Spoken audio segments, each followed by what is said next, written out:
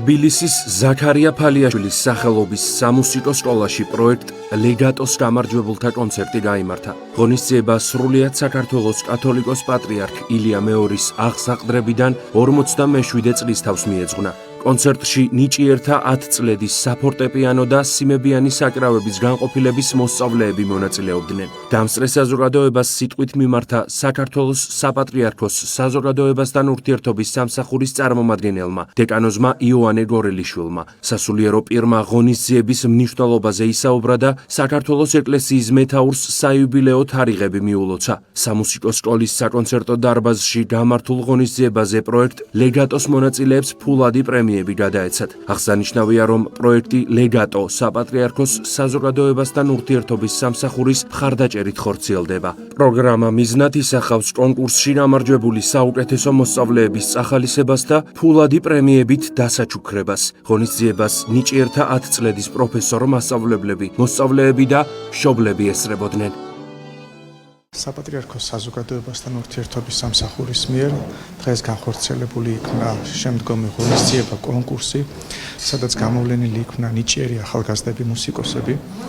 ეს ღონისძიება მიეძღვნა მისი უწმინდესობის აღსაყდრების 47 წლის იუბილეს, რაც ისახავს თავის თავში იმას, რომ იქნას გამოვლენილი საუკეთესო ბავშვები და წახალისებისთვის მათ საპატრიარქოს მხრიდან გადაეცათ ფულადი პრიზები. ზოგადად ეს მეტად მნიშვნელოვანი არის, ჯერ კიდევ ძველი ბერძნები, რომლებიც ბრძენ ხალხად ითვლებიან და იყვნენ მათ მიერ თავიდანვე იყო დაარსებული სკოლები, ისინი დიდ ყურადღებას ანიჭებდნენ კულტურას და ესთეტიკას. არა მხოლოდ ასწავლიდნენ ისინი მათემატიკას და ფილოსოფიას, არამედ ასევე არანაკლებ ყურადღებას უთმობდნენ სწორედ კულტურისა და ესთეტიკის შესწავლას და ჩვენც რა თქმა უნდა გვსურს, რომ ამ საბაზისო სწავლასთან ერთად ხაზი გაესვას ხოლმე კულტურულ ღონისძიებებს ესთეტიკას, რითიც იხვეწება ადამიანის ფსიქოლოგია, ფსიქიკა და საბოლოო ჯამში სულიერება. პატრიარქის აღსაყდრების დღე ახლოვდება და ამასთან დაკავშირებით ეს პროექტი დავამთხვით, რომ მიგველოცა პატრიარქისთვის. ეს პროექტი უკვე წელს მეორედ ტარდება. წინა პროექტშიც ბევრი გამარჯვებული იყო და ამ პროექტს 21 მოსწავლე იყო, რომელმაც გაიმარჯვა და დღეს გალა კონცერტზე უკრავენ. მადლობა მინდა გადავუხადო საპატრიარქოს, რომ ესეთი მზრუნველობას იჩენს ჩვენი არაჩვეულებრივი ბავშვების სადმი.